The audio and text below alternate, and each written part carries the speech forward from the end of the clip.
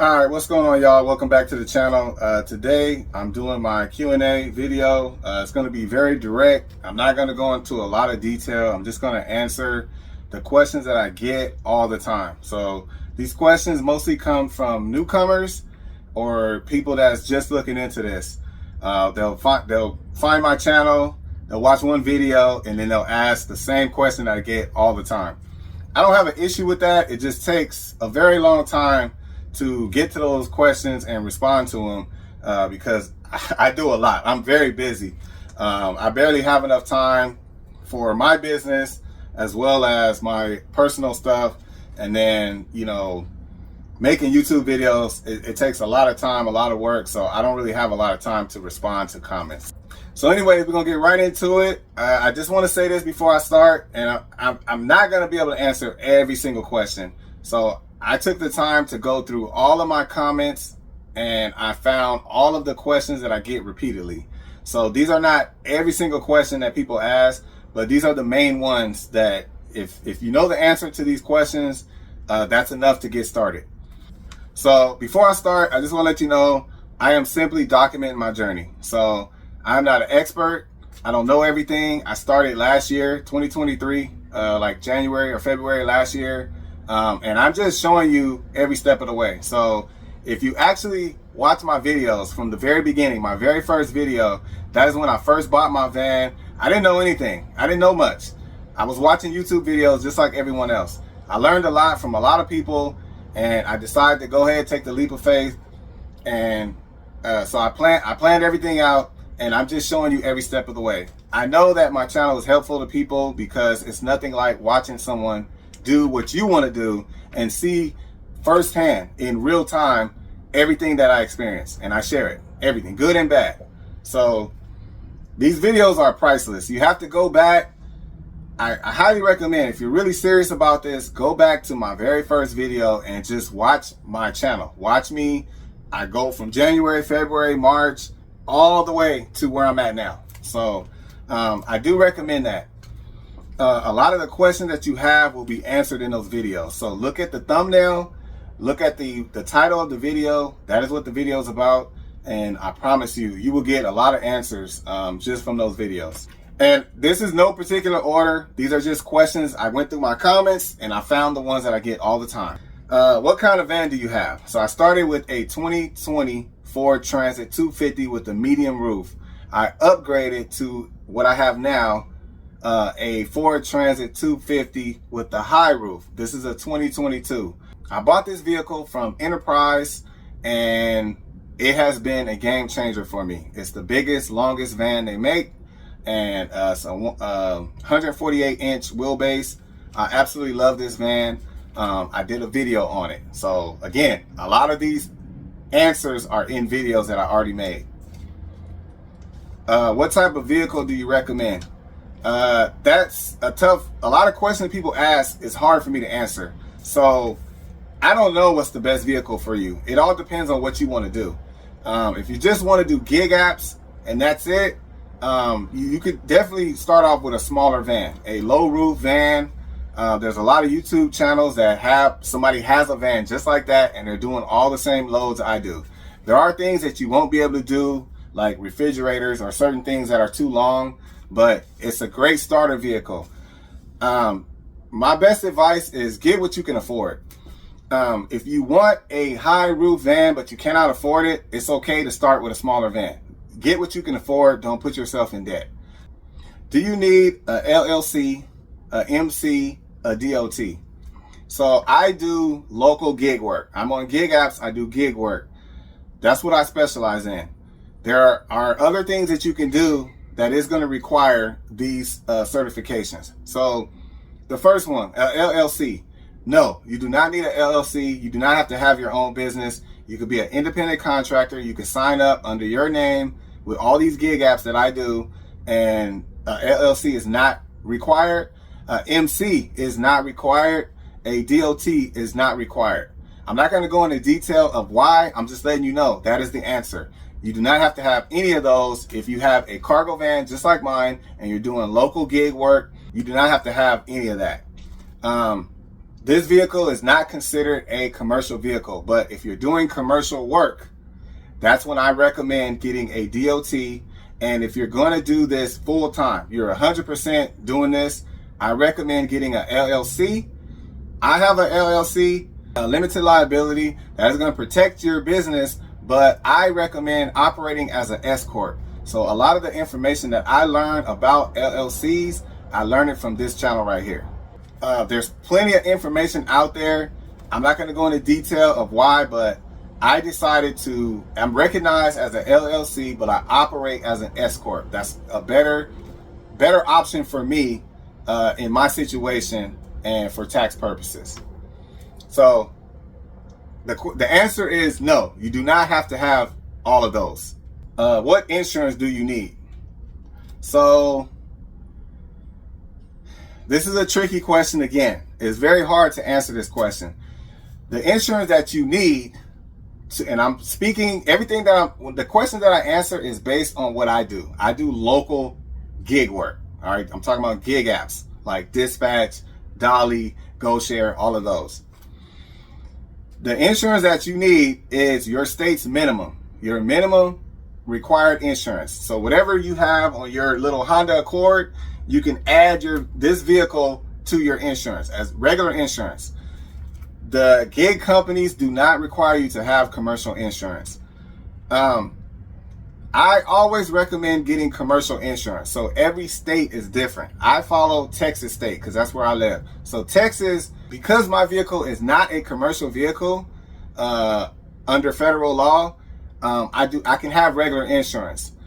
But because I live in Texas, Texas bases it on the type of work you're doing. So if you're driving a car, a pickup truck, a cargo van, it doesn't matter. If you're doing commercial work, meaning you're transporting goods or people for money, right? You're getting paid to transport an item from A to B, you're doing commercial work. So the vehicle that you use for work is commercial work, and they require you to have commercial insurance. That is Texas state law. That's the only reason why I have commercial insurance. So if you get in an accident and you are doing work in your cargo van and you rear end somebody and you have regular insurance, you don't have commercial insurance, you may not be covered. It all depends on your state. So that's why I say research your own state, because every state is different. So the answer to the question is, what kind of insurance do you need? You need your state, your state's minimum required insurance. Whatever everyone in the state of wherever you live is required to have, that's what you need to have. I recommend getting commercial insurance. You can get the minimum required commercial insurance. You do not have to have 300,000 like FMCSA requires. You don't have to have 5K in cargo as FMCSA requires. That's only if you have an MC. If you have your own authority, you have to maintain that amount of coverage, commercial coverage. If you're not traveling interstate, you're not crossing state lines, you do not have to have an MC. So you can lower your commercial insurance to your state's minimum. That's what I did, and I'm saving a ton of money. How much money do you make? So I did a video on this. I told you guys, I think it was Real Talk Part 2. In my market, and I can only speak for mine, every market is different. Where I live, based on the amount of work that comes out, if I really wanted to, I could make up to $500 a day.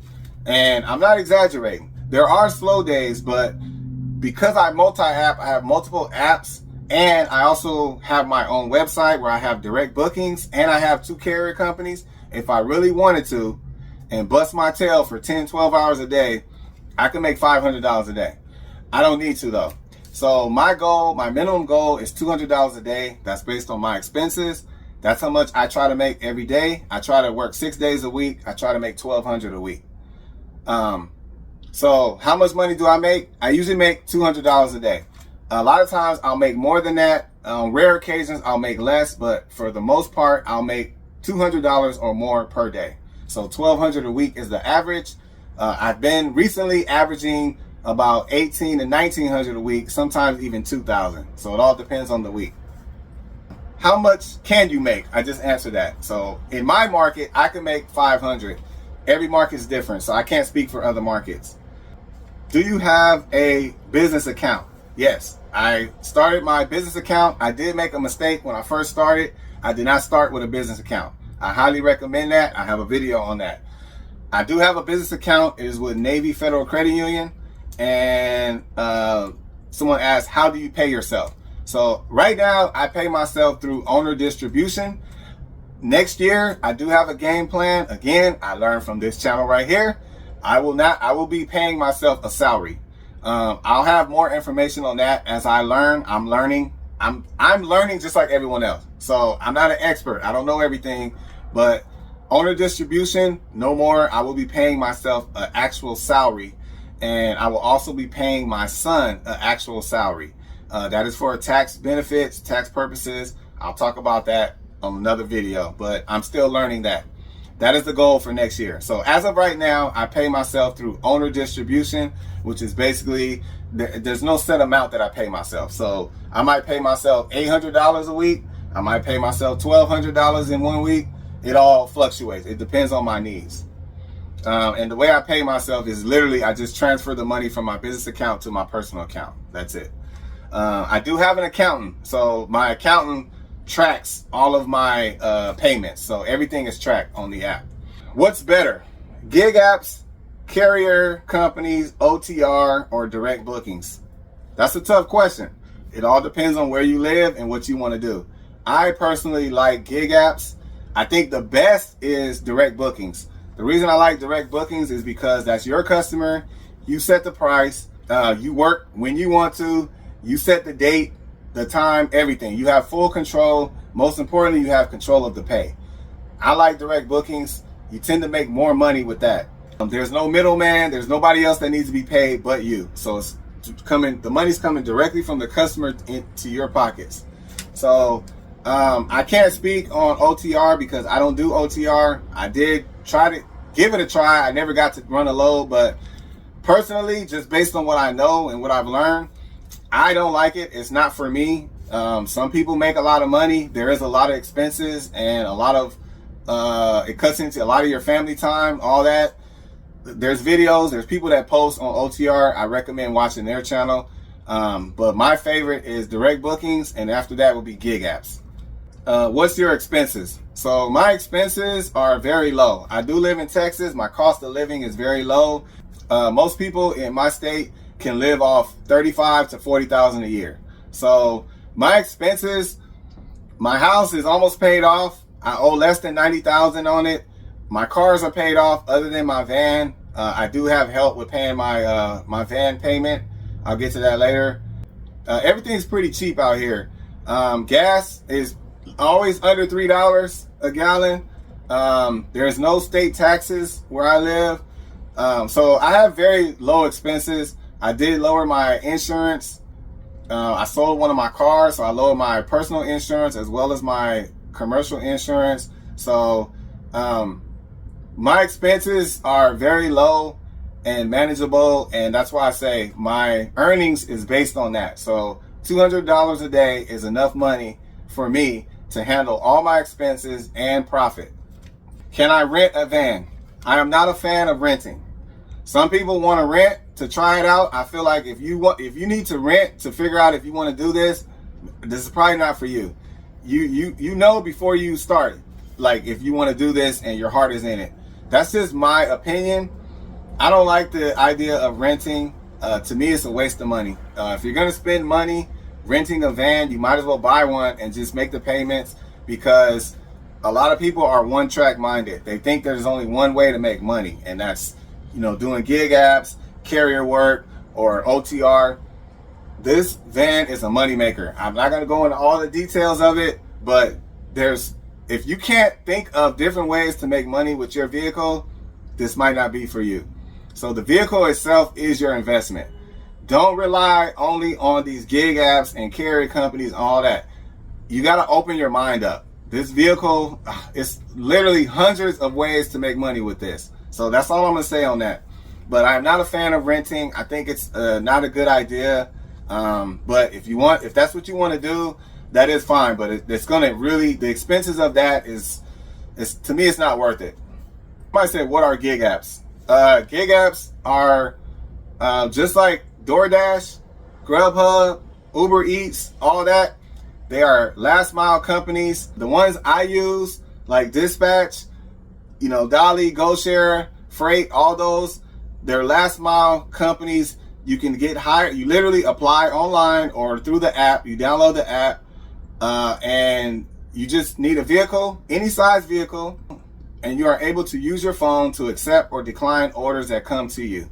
They provide you with the dimensions, the distance you have to drive, the pay, all of that. You just accept or decline it. That's it. So gig apps are just like DoorDash, Grubhub, all that, independent contractors, and you just get orders throughout the day. That's it. Very simple. Why don't you get a contract or contracts? I'm not interested in a contract. So contract is much like a 9-to-5. It could be guaranteed money. You might get an awesome contract. Some contracts you can subcontract, meaning you get the contract and hire another driver to do the route. I am not ready for that. That's something I may do later in the future, but as of right now, I have trust issues. I don't want to hire anyone to do a route, and I personally don't want to do a route that's Monday through Friday or Monday through Saturday with a set time. I don't want a 9-to-5 schedule. I want to maintain my freedom. So that's why I'm not interested in any contracts at this time. Do I need a registered agent? Yes. So in the state of Texas, any LLC must have a registered agent. You can hire a registered agent. I pay $35 a year for mine. You can use their address as your business address. You can receive mail and other services. I'm not going to get into all that. They can give you a phone line, all that. I have the basic service, $35 a year, but you must have a registered agent. You can actually be your own registered agent, but that's not recommended. So every state's different. I don't know what other states' requirements are, but here in Texas, you must have a registered agent, or you can be your own registered agent, but that's not recommended because you would have to use your home address and all that to, to list publicly. I just remembered someone asked about virtual address. So my understanding is in Texas, you cannot use a virtual address. I will do some more research on that and I will update you later on another video. So I'm still researching that. But my understanding is that virtual address is not available in Texas. So I could be wrong on that. I don't know. But that was the last time I researched it. But I will let you guys know. I will update you on that. Can you do gig work at night or on the weekends? Yes. There are some gig apps that do run pretty late. There are some gig apps that run on the weekend, but it is not busy. There's not a lot of them. I do have a video on that. But I would say if you're going to do gig work, I recommend you have your schedule be available between 5 a.m. to about 5 p.m. because that's that's the time that you're going to get most orders. So that's my recommendation. But I don't know any gig apps that run late night other than Airspace. Airspace will send an order out at 9 o'clock, 10 o'clock at night. I've seen those, but it's not a lot, so I wouldn't rely on that. Do you have to load and unload? And do you get paid extra? Yes. So most gig apps require you to load and unload. Every app is different. Every company has different rules. Some companies, the pay is built in to the order. So all of that is included. Some of them, you have to add that on. So technically, it's not supposed to be a load or unload, but if you end up having to, you'd have to contact that company and let them know, hey, I had to load or unload, and they will pay you extra. But majority of the gig apps, that is part of the agreement, is that you will load and unload. Did you buy your van under your name or your business? So I bought my van under my name. I did not buy under my business. I did not have business credit at the time that I bought this vehicle. So what I recommend is you can get your LLC at any point. So let's say you're going to buy a van next year. You can start your business now. There's no, you don't have to wait. You can start your business, open your business bank account and get you a credit card and start spending. Buy stuff with it, pay it off right away. Don't let it build up. You got that. So by the time you're ready to buy your van, you'll have enough business credit. Hopefully, usually business credit, I've heard it could take up to 2 to 3 years to build up business credit. So it can take time, but I did not buy mine under my business name. I did not, but I do plan on buying my next vehicle under my business name. So to answer the question though, personal. Did you sign up with gig apps in your name or your company name? I signed up under my name on some of them, but majority of them, over 50% of them, I signed up under my business name. So I use my business name and my EIN to sign up the W-9. That's what I filled out. Most of the gig apps, you can do that. You can sign up under your business name. When you fill out the W-9, that's what you do it as. I recommend that. If you have an LLC, sign up under your business name and EIN. How many gig apps do you use? So I'm active on 10. I actually have a video on that, so I'm not going to spend a lot of time on it, but I'm active on 10 right now. And then I have 2 carrier companies, and I do direct bookings as well. Actually, I have 3 carrier companies if you count Jump Logistics, but I don't really count them because I only use them for my dealer's route. That's my one contract route that I have, but my wife, I subcontracted my wife to do that route. Why don't you drive long distance? So that's kind of a long answer. I'm not going to spend a lot of time on it. I don't like driving long distance. That's the short answer. And I believe it's not worth it. Most of the orders that come my way that's long distance, it's not worth it because a lot of the gig app companies do not pay you for your deadhead back. So it's a one-way trip. The payment is for one way. So you have to deadhead back. So if you drive 193 miles for 150 bucks or whatever you get paid, that's what you get paid. But then you have to drive all the way back and you're going to spend $60, $70, $80 on gas. So that's going to cut your payment down. So I don't like long distance. It takes too long. I feel like I make more money when I stay local. Do you have an accountant? I answered that already. Yes, I do have an accountant. I actually have a video on that, so I'm not going to spend a lot of time. I do recommend an accountant when you're new to this. They will help you learn the tax game. Once you learn the tax game, you can let your accountant go and do your own taxes. But I have it. I can afford it. It is expensive, but I like it. I like everything that comes with it. How much taxes do you pay? So my first year, I did a video on this. I paid 0 taxes. I had enough write-offs that I paid 0 taxes. I'm on track to pay 0 taxes again this year. That is always the goal. You want to pay 0 taxes. So, and I still got a return. So, not going to go into detail of it. I'm just letting you know, that's how much I paid. Nothing. What health insurance do you have? So, I'm covered through my military, the VA. So, I'm free.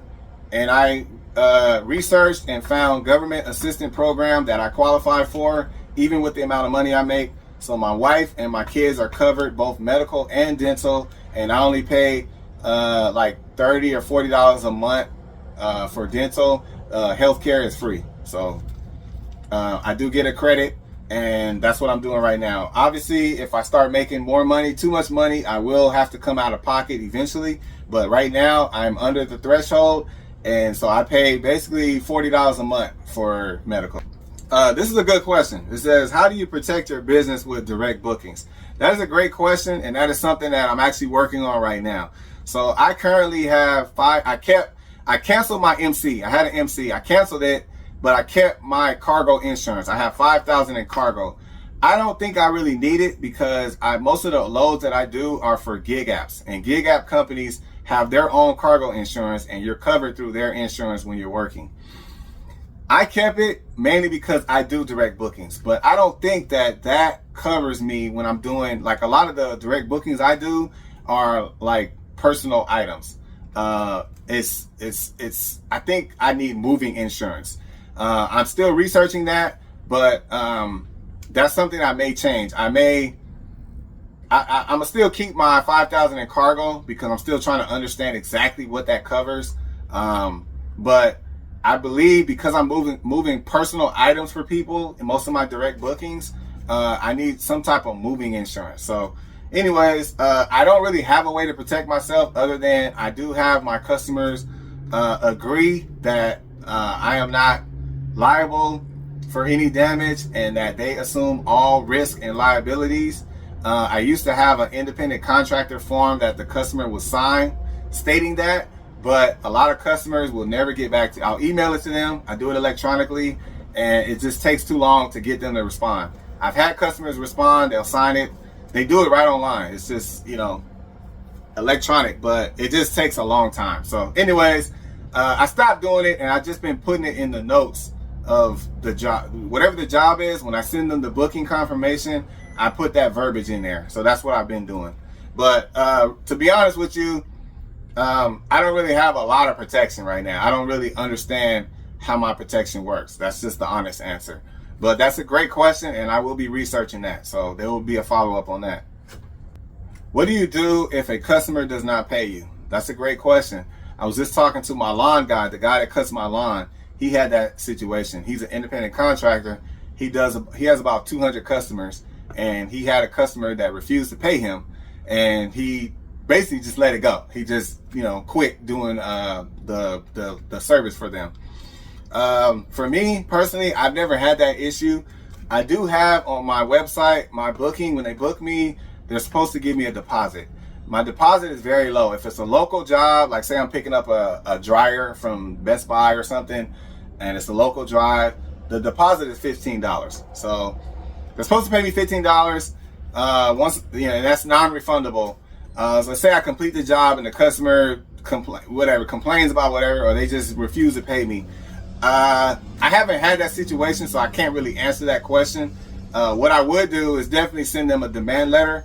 I would, everything. So basically, this is one of the things that protect me too. I do everything through email. So I like using email because it tracks everything. You don't lose anything. So I send the customer an email. I book the job through the email. Everything is on there. So if it goes to court, everything's documented. Everything that they agreed to, that we agreed to, is documented in the email. So I would first send them a demand letter. I would remind them that, hey, you agreed to pay me this. Here's the email, all that. And I send them a rate sheet. They agree to it. I tell them to respond to the email that they agree or not agree. So I'm kind of covered in that. I would send them a demand letter. Basically, let them know, hey, if I have to sue you, I'm going to sue you. But just pay me now. It'll be over with. But whatever issue you have, we could try to resolve it. But if not, it's going to court. So that's pretty much it. That's all you could really do. If there is other ways, maybe somebody in the comments might know, but I've never had that issue, and I usually don't like to do business with people that are shady, or that if I'm suspicious of the person. I've had a moving job, where the customer was just taking a long time to respond, and they weren't giving me all the answers I needed. I don't do the job. So if I don't feel comfortable with them, I just won't do it. Will you hire drivers? That is something I will consider at some point. Right now, no. Right now, I'm a family business. It's just me and my wife. I do plan on getting her a vehicle eventually, but that's later down the road. So I don't have any desire to hire any drivers at this point. Maybe later on, as I get older and I start, feeling like, I don't feel like working no more, I might consider that. But right now, I love what I'm doing, and I don't want the stress of it. I don't want to hire anybody. I don't trust anybody. I hate to say it, but that's my honest opinion. I can't trust anybody, especially if they're going to be driving my vehicle. Any driver you hire, you do have to put them on your insurance, not their own insurance. You have to put them on your insurance. So anything they do is going to be on my record. I don't want to deal with it. So not right now. Okay. So 3 more questions and then I'm going to end the video because it's getting kind of long. So why don't you show your pay for each order? So I used to show my pay, but I realized it's not worth it, and I don't need to show it.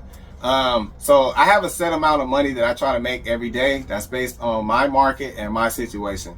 Everyone's situation is different. Somebody somewhere needs to make $400 a day. Somebody somewhere needs to make $500 a day. It's all based on you.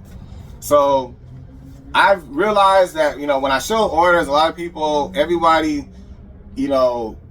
judges everyone else. So there's orders that I'll do, say I do a job for $60, but people will be, oh, that's not enough money, and that's cheap, and you hurting the market, and to be honest with you, everyone has different values. There's certain things that I'll do for a certain amount, and there's certain things that other people would do for a certain amount. It varies tremendously. Sometimes $100 difference. So it was too much of a distraction. And the most important thing you need to know, if you're learning and you're interested in this, if I tell you I need to make $200 a day, that's my goal. I just need to show you that, hey, I made $200 today. And then the next, hey, I made 200 or I made 300 or whatever. That's what's most important. So all you need to know is I reached my goal or I did not reach my goal. That's all you need to know. How much each order is really doesn't matter. It really doesn't matter because the pay is going to be different. Everybody, all the other YouTube channels I watch, I see guys do roadie orders and all these different loads, and I'm like, I don't even get like a roadie order. And if Pat Gigtainment does a roadie order, you know, he'll get like $48. I see that exact same order. I mean, the 100% exact same order, same distance, everything. It'll be like $20 where I live. I don't know. It's just the market. Every market's different. The cost of living is a lot lower here, so I don't know if that has something to do with it. But I've seen orders from Home Depot and Tractor Supply, and like Tractor Supply like $18. You know, and then I'll see somebody else do that same load in another state, and it's like $45. Like, just huge difference. So again, it doesn't matter. It doesn't matter. Your market's gonna pay what it pays. So anyways, that's the reason I stopped showing it. It was too much of a distraction. I actually like the way I do it now. All you need to know is I reached my goal or I didn't. And if I make a tremendous amount of money, I'll let you know. Or if I make no money all day, I'll let you know. But that's all you need to know. I came up short, or I reached my goal. That's it. Business credit. How do you build business credit? I kind of went over that already, but the way I'm actually doing it is I bought an A to B card. I have a video on that. So I use Upside. Well, I used to use Upside. I have a video on that too. Upside stole $700 from me. I'm not gonna get into that, but that company, I do not recommend them. They are some thieves, and they are not honest. There's no way to communicate with them. I have sent emails, phone calls, letters, trying to get my money that they literally stole from me. And I don't deal with Upside, but I did get the A to B card. I had to get it through Upside. So I use that card to pay for my gas. It's a gas card basically. And that gas card works as a debit card. It's not a credit card. It works like a debit card, and you could use other features. There's other things you could do. So you could pay for your maintenance with it. You could pay for your car washes. You could purchase tires with it. But most importantly, I use it for gas. So every time I get gas, I use my A to B card, and that builds business credit for me. So I signed up under my business name, EIN, all that. I have a video on it, so you'll see it. It's a video on business credit.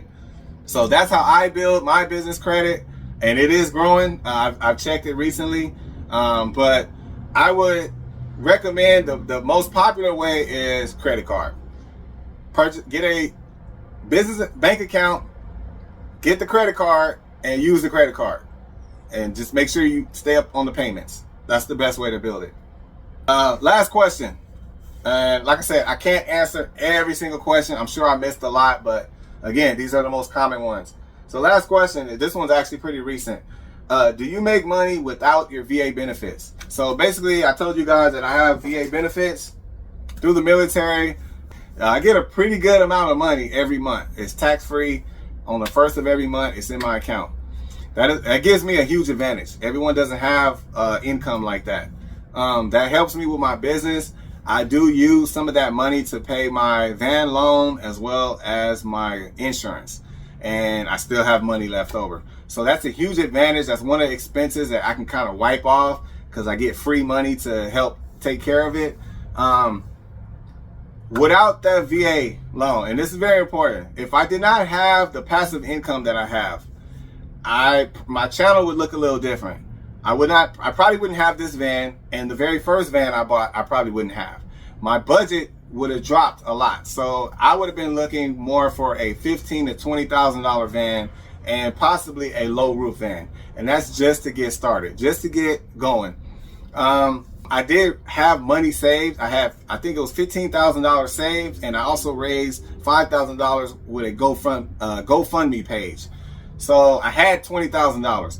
So my van would have been paid off. So I wouldn't even have to deal with a van payment, but it would have been an older van, possibly a low roof, used van, maybe a medium roof if I could find one, like 18,000, somewhere around there. But it would have had some miles on it.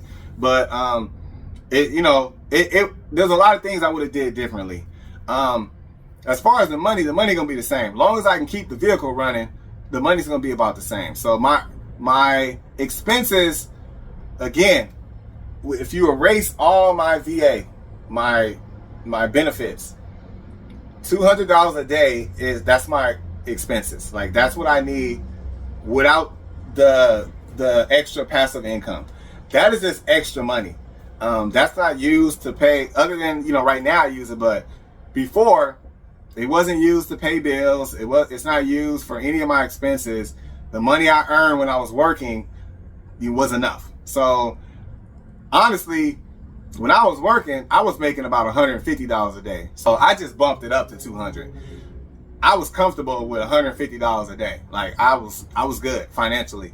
So I just bumped it myself to 200 just to raise my minimum goal.